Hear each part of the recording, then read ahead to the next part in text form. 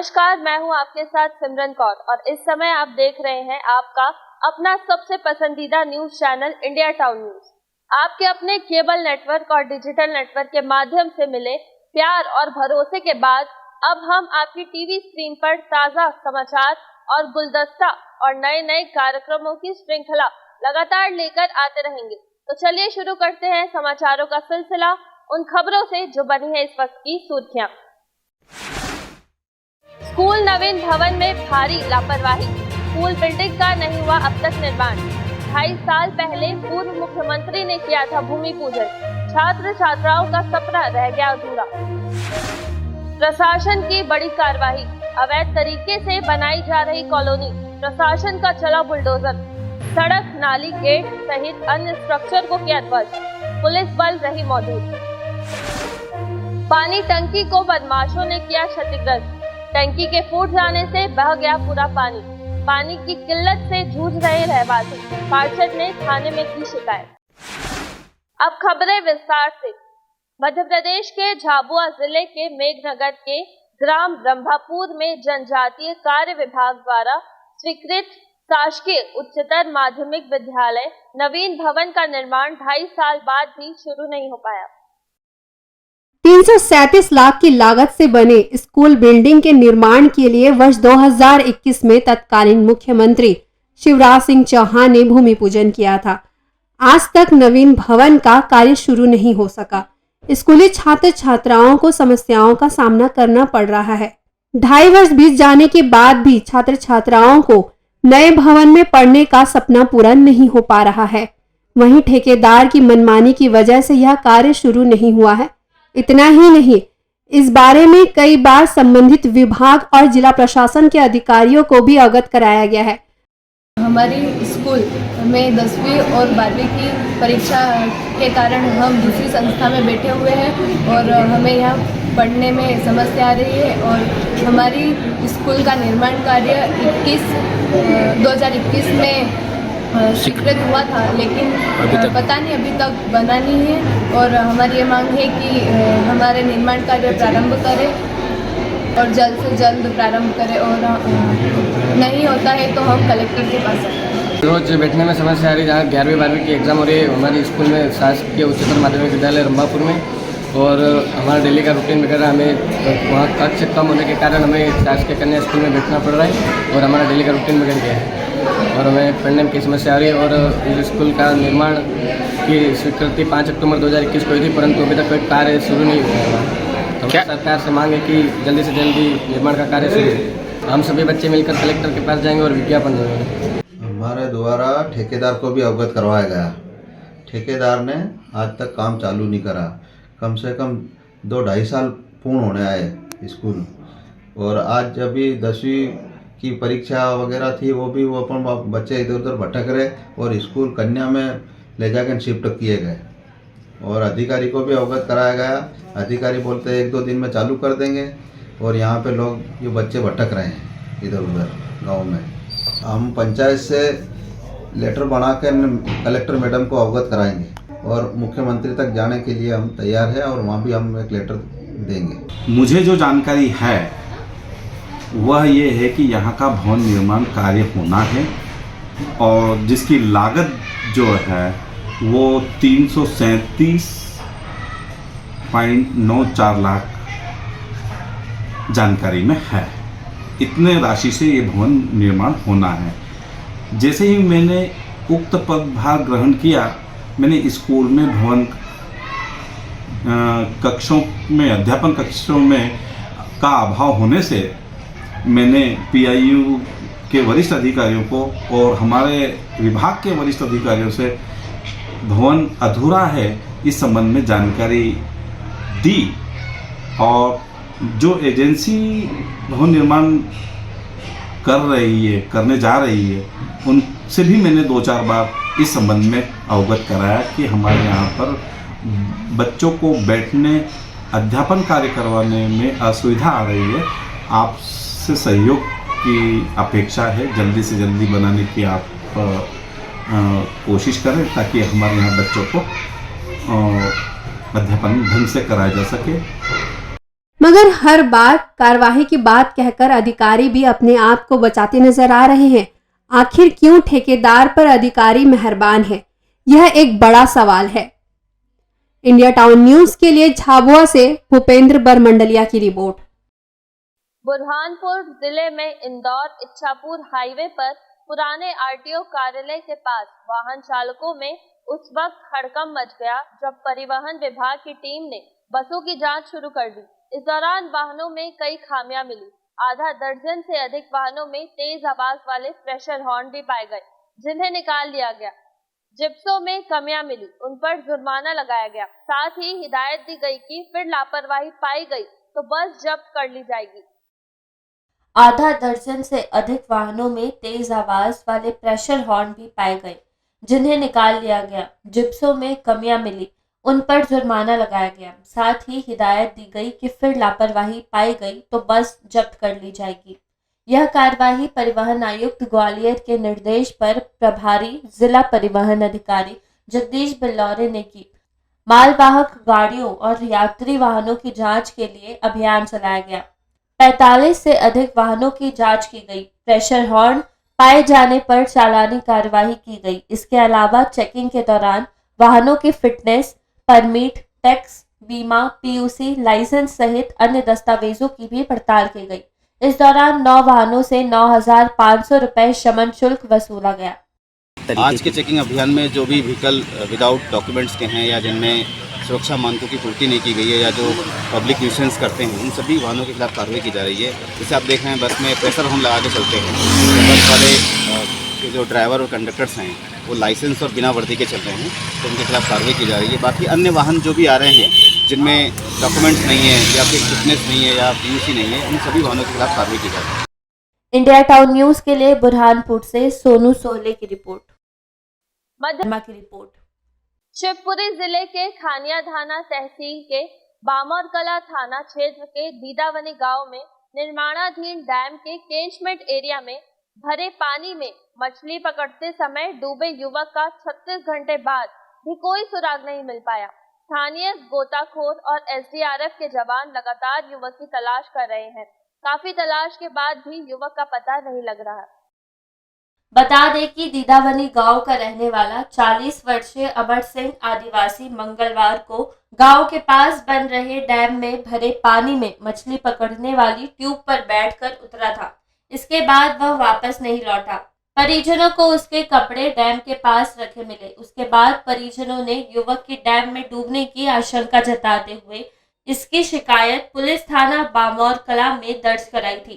थाना प्रभारी नीतू सिंह धाकड़ का कहना है कि सुबह परिजनों ने अमर सिंह के पानी में डूबने की सूचना दी थी।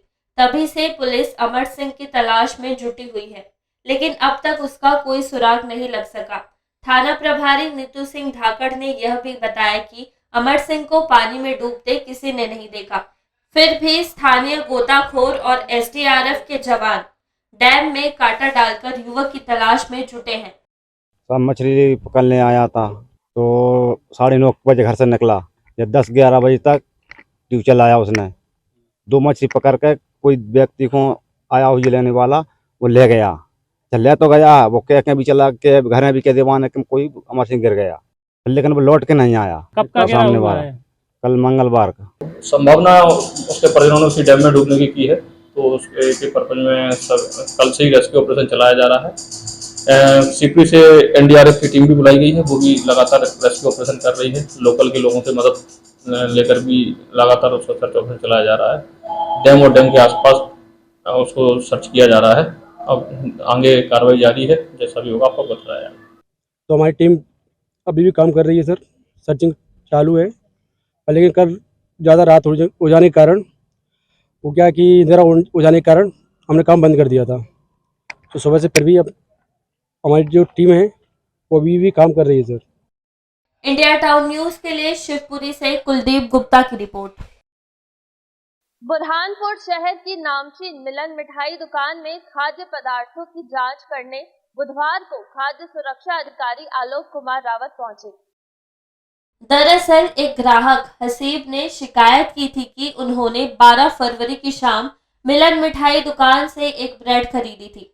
13 फरवरी को हसीब के बच्चों ने उस ब्रेड को खाया तो उनकी तबीयत बिगड़ गई। हसीब ने ब्रेड की पैकिंग देखी तो उस पर न तो पैकिंग डेट थी न ही एक्सपायरी डेट। शिकायत के बाद मिलन मिठाई से ब्रेड एवं अन्य खाद्य पदार्थों की जांच कर सैंपल लिए गए। खाद्य पदार्थों में अगर अमानक स्तर के पदार्थ पाए जाते हैं तो खाद्य सुरक्षा अधिनियम के तहत कार्रवाई की जाएगी। देखिए, हमने मिलन स्वीट्स एंड बेक्स की शॉप है गांधी चौक में, इससे एक ब्रेड खरीदा था 12 तारीख की शाम को 9 बजे। 13 तारीख को सुबह मेरी बच्चे दोनों जो है उसको खाया। खाने के बाद उनका गले में दर्द होने लगा और उन दोनों का तबीयत नासाज हो गया। तो हम यहाँ आए मिलन के पास कि आपका ब्रेड ख़राब है और इसमें एक्सपायरी डेट नहीं है, मैन्युफैक्चर डेट नहीं है। तो इन्होंने जो है मतलब आश्वासन यही दिया गलती हो गया, दोबारा नहीं होगा। लेकिन ये जो है कहीं ना कहीं फूड से जान जोखिम में डालने वाली बात है, जीवन संबंधित मामला है। हमने शिकायत दर्ज कराया है। ये जो है आपका खाद्य एवं औषधि विभाग में उसका जांच के लिए आज आए थे, जांच चल रही है। हम प्रशासन से यही उम्मीद करते हैं कि इनके ऊपर कार्रवाई हो, जुर्माना हो, ताकि कोई भी खाने वाली चीज़ में जो है इसका उत्पादन तिथि और इसका जो है वैधता क्या है ये रहे। मिलन मिठाई में शिकायतकर्ता हसीबुर रहमान द्वारा बताया गया कि उनका सैंपल ब्रेड का, उनकी बच्ची की तबीयत खराब हुई, इस कारण से आज मिलन मिठाई से उनका ब्रेड का सैंपल लिया गया और जो भी निकल के आएगा उसमें मिलावट का तो खास सुरक्षा मानक अधिनियम के तहत इसमें अगर ये मिस ब्रांड आया तो इसमें 52 के तहत इनको 3 लाख या 5 लाख तक की जुर्माना है। इंडिया टाउन न्यूज के लिए बुरहानपुर से सोनू सोहले की रिपोर्ट। आप देख रहे हैं अपने केबल नेटवर्क पर आपका अपना news channel India town news. वक्त हो चुका है एक छोटे से ब्रेक का। कब और कहां आपके सितारों ने बदली चाल? कौन सा मुहूर्त होगा फलदायी? किस घड़ी कटेगी आपकी विपदा भारी? पंचांग मुहूर्त और चौघड़ियों का मेल, किस रंग और अंग से बदलेगा किस्मत का खेल? शुभ कामों की हर शुरुआत हर रोज सुबह होगी इंडिया टाउन न्यूज के साथ। देखिए हमारा खास कार्यक्रम भाग्य चक्र सुबह 8 बजे।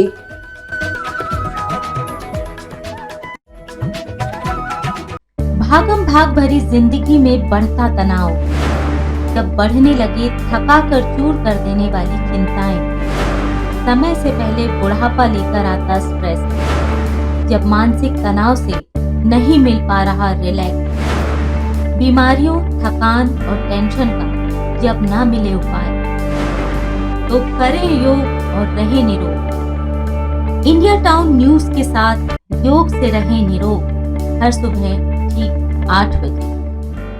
ब्रेक के बाद आप सभी दर्शकों का स्वागत है इंडिया टाउन न्यूज में। इस बुलेटिन में चलिए आगे बढ़ते हैं अगली खबर की ओर। जबलपुर में शरारती तत्वों ने देर रात एक पानी टंकी को पत्थर मारकर फोड़ दिया। इसे लेकर लोगों में खासा आक्रोश है। भाजपा कार्यकर्ताओं और स्थानीय लोगों ने घमापुर थाने में अज्ञात बदमाशों के खिलाफ लिखित शिकायत की है। घटना जबलपुर शहर के आचार्य विनोबा भावे वार्ड की है। पूर्व विधानसभा क्षेत्र में आने वाले इस वार्ड में पानी की हमेशा किल्लत बनी रहती है। इसे देखते हुए पार्षद अविनाश कुमार ने वार्ड में 2000 पानी की टंकियां लगवाई है। पानी की टंकी लगे अभी कुछ महीने ही बीते थे कि देर रात अज्ञात बदमाशों ने पत्थर मारकर पानी टंकी को फोड़ दिया। इसके चलते पूरा पानी बह गया। जानकारी मिलते ही भाजपा पार्षद अविनाश मौके पर पहुंचे और फिर उन्होंने अपने कार्यकर्ताओं के साथ घमापुर थाने जाकर शिकायत दर्ज कराई। इसके पूर्व भी मैंने हनुमानदाल थाने में शिकायत दर्ज कराई थी कि 5000 लीटर की टंकी वहाँ के हमारे तरफ तोड़ा था। इसके पूर्व अभी बम्बा देवी में मैंने बोरिंग कराई थी, तो उस बोरिंग का भी 3 बार तार पूरी वायर काट के ले गए थे। आज फिर कल हमारे असामाजिक तत्वों के द्वारा कल फिर एक बड़ी वारदात को अंजाम देते हुए एक 2000 लीटर की पानी की टंकी को फोड़ा गया, वहाँ रहवासियों के घरों में पथराव किया गया और बोर्ड को तोड़ा गया। आज क्या किया आप? और उसकी सूचना आवेदन प्राप्त हुआ है, तो टंकी जिसने फोड़ी है उसके तत्काल CCTV फुटेज के माध्यम से तलाश किया जाएगा और जिसने भी टंकी फोड़ी होगी उसके विरुद्ध वैधानिक कार्रवाई की जाएगी। इंडिया टाउन न्यूज के लिए जबलपुर से दिनेश चौधरी की रिपोर्ट। दमोह के सिख समाज ने आज बुधवार दोपहर एक रैली निकालकर महाराष्ट्र सरकार द्वारा लाए गए गुरुद्वारा संशोधन विधेयक 2024 का विरोध करते हुए राज्यपाल के नाम ज्ञापन सौंपा। दमोह सिख समाज ने कहा कि नांदेड़ साहिब में मौजूद ऐतिहासिक गुरुद्वारा को लेकर महाराष्ट्र सरकार ने जो विधेयक 2024 पारित किया है उसका हम सभी विरोध करते हैं। भारत में प्रत्येक धार्मिक स्थल को अपने अनुसार संचालन करने की स्वतंत्रता है, लेकिन महाराष्ट्र सरकार ने कानून के खिलाफ जाकर यह विधेयक पारित का गुरुद्वारा का संचालन अपने हाथों में लेने का प्रयास कर रही है। महाराष्ट्र सरकार के इस कदम का सिख समाज पूरा जोर लगाकर विरोध कर रहा है। समाज के प्रमुखों ने कहा कि आज कलेक्टर के माध्यम से राज्यपाल, केंद्र सरकार और महाराष्ट्र सरकार को ज्ञापन सौंप रहे हैं। ज्ञापन में मांग विधेयक को तुरंत वापस लेने और सिख समुदाय की धार्मिक स्वतंत्रता को बरकरार रखने की मांग की गई है। यदि महाराष्ट्र सरकार विधेयक वापस नहीं लेती तो अपने प्रदर्शन को तेज करेंगे। महाराष्ट्र सरकार द्वारा ऐतिहासिक गुरुद्वारा जो नांदेड़ साहब में है उस पर 2024 एक विधेयक पास किया है, वो गुरुद्वारा में कमेटी में दखल देने के लिए। इसलिए उस विधेयक का विरोध करते हुए दमोह का सिख समाज उसमें ये कलेक्टर साहब के थ्रू ज्ञापन महामहिम राज्यपाल के थ्रू केंद्र सरकार एवं महाराष्ट्र सरकार को ये भिजवाना चाहता है कि ये गैर संवैधानिक है। संविधान के अनुसार किसी भी धर्म में धार्मिक स्थल पर किसी भी सरकार का दखल नहीं होना चाहिए। इसलिए इसका विरोध करते हुए आज दमोह का सिख समाज ये इसमें ज्ञापन देकर सरकारों को ये संदेश देना चाहता है कि इस विधेयक को वापस लिया जाए, नहीं तो उग्र प्रदर्शन होगा करेंगे। धन्यवाद। इंडिया टाउन न्यूज के लिए दमोह से विवेक सेन की रिपोर्ट। राज्यसभा चुनाव के लिए बीजेपी उम्मीदवारों के नाम चौंकाने वाले हैं। नरोत्तम मिश्रा, रंजना बघेल, जयभान सिंह, लाल सिंह आर्या जैसे नामों की चर्चा थी, लेकिन इनमें से किसी का भी टिकट नहीं दिया गया। पूर्व मंत्री उमाशंकर गुप्ता भी राज्यसभा के लिए प्रयास कर रहे थे, लेकिन इन सब को निराशा हाथ लगी। पहले से ही कयास लगाए जा रहे थे कि राज्यसभा उम्मीदवारों के नाम चौंकाने वाले होंगे और ठीक वैसा ही हुआ। लंबे मंथन के बाद भाजपा ने मध्य प्रदेश में अपने उम्मीदवारों के नाम का ऐलान किया है। राज्यसभा में मध्य प्रदेश की 5 सीटें खाली हो रही, जिसमें से 4 सीटों पर बीजेपी ने उम्मीदवारों के नामों का ऐलान किया है। ये चारों सीटें बीजेपी के लिए तय मानी जा रही है। वहीं एक सीट कांग्रेस को मिलना तय माना गया है। भाजपा की सूची में वर्तमान सदस्य अजय प्रताप सिंह, धर्मेंद्र प्रधान, राजमणि पटेल और कैलाश सोनी के नाम नहीं है। डॉक्टर मुरुगन के साथ इन सदस्यों का कार्यालय 2 अप्रैल को समाप्त हो रहा है। अनुसूचित जाति और 2 प्रत्याशी ओबीसी वर्ग से हैं। इसमें एक ओबीसी महिला को भी स्थान दिया गया है। भाजपा ने मध्य प्रदेश में एक बार फिर जातिगत फॉर्मूले को महत्व दिया है। डॉक्टर मुरुगन को मध्य प्रदेश से पुनः प्रत्याशी बनाया है। वे वर्तमान में राज्यसभा सदस्य हैं और उनका कार्यकाल अप्रैल में पूरा हो रहा है। डॉक्टर मुरुगन पहले भी मध्य प्रदेश से राज्यसभा में गए हैं। वे वर्तमान में मोदी सरकार में मत्स्य पालन, पशुपालन, डेयरी मंत्रालय और सूचना और प्रसारण मंत्रालय में राज्य मंत्री हैं। डॉक्टर मुरुगन भारतीय जनता पार्टी की तमिलनाडु इकाई के प्रदेश अध्यक्ष भी रहे हैं। बाल योगी उमेश नाथ उज्जैन पीठाधीश्वर हैं। वाल्मीकि समाज के उत्थान और विकास के लिए वे लगातार कार्य करते रहे हैं। उन्हें राज्यसभा भेजने का श्रेय सीएम मोहन यादव को दिया जा रहा है। इंडिया टाउन न्यूज के लिए भोपाल से फरहान खान की। सीहोर के कलेक्टर प्रवीण सिंह के निर्देश पर जिले में बनाई जा रही कॉलोनियों के खिलाफ बुलडोजर एक्शन शुरू हो गया। अवैध कॉलोनियों में निर्मित सड़कों, नालियों, गेट और अन्य अनाधिकृत स्ट्रक्चर तथा अतिक्रमण को हटाने के लिए कार्रवाई की जा रही है। अवैध कॉलोनियों में निर्मित सड़कों, नालियों, गेट और अन्य अनाधिकृत स्ट्रक्चर तथा अतिक्रमण को हटाने की कार्रवाई की जा रही है। बताया जा रहा है कि बिना किसी सक्षम अनुमति के कॉलोनीनाइजर कॉलोनी बना रहे थे। श्यामपुर की श्री वाटिका कॉलोनी व सुंदर नगर कॉलोनी पर प्रशासन ने कार्रवाई की है। अवैध निर्माणों को बुलडोजर से रौंदा जा रहा है। इंडिया टाउन न्यूज के लिए सीहोर से वसीम उद्दीन की रिपोर्ट। तो ये थी अब तक की खबरें। जाने से पहले एक बार फिर हम आपको बता दें कि हम अब पूरे छत्तीसगढ़ में केबल नेटवर्क के माध्यम से टीवी स्क्रीन पर भी उपलब्ध है। आप अपना भरोसा और स्नेह इसी तरह कायम रखें। अगले बुलेटिन में ताज़ा तरीन खबरों के साथ हम फिर होते हैं हाजिर। तब तक ज्ञान, मनोरंजन और हर पल के अपडेट के लिए आप देखते रहें इंडिया टाउन न्यूज, भारत की बात। मुझे दीजिए इजाजत। नमस्कार।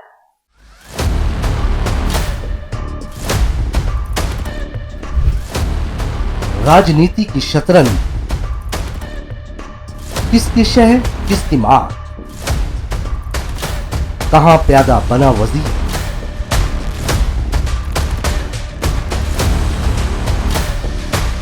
हर कदम के साथ बदलती तस्वीर जो तय करेगी प्रदेश की तकदीर। देखिए राजनीति के हर देखे अनदेखे पहलू पर खास कार्यक्रम टाउन पॉलिटिक्स। देखिए इंडिया टाउन न्यूज पर रात 8 बजे।